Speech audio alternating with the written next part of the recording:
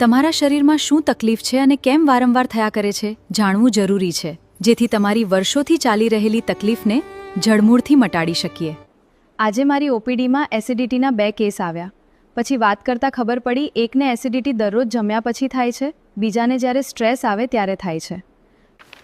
એકને વર્ષોથી કોન્સ્ટિપેશન એટલે કે કબજિયાત છે અને બીજાને રાત્રે ઊંઘ નથી. હવે બીમારીનું નામ તો એક જ હતું, પણ બંનેના શરીરની કહાની એકદમ અલગ હતી. એટલા માટે રોગ કે રિપોર્ટ્સ કરતાં તેનું કારણ શું છે થવાનું એ વધારે ઇમ્પોર્ટન્ટ છે. એટલા જ અમે હોમિયોપેથીમાં તમને વ્યક્તિગત રીતે સમજવાનો પ્રયત્ન કરીએ છીએ. દરેક દર્દી અલગ છે. જો દર્દીને સમજવાનો પ્રયત્ન થાય તો જ સારવાર સરખી વ્યક્તિગત રીતે થઈ શકે. તમે પણ વર્ષોથી એક જ તકલીફ લઈને ફરો છો તો તમારે હવે દવા બદલવાની નહીં, પણ અભિગમ બદલવાની જરૂર છે. રોજે ગોળીઓ ગળીને ટેમ્પરરી સોલ્યુશન લાવવા કરતાં જડમૂળથી મટાડવા માટે આજે જ હોમિયોપેથી અપનાવો.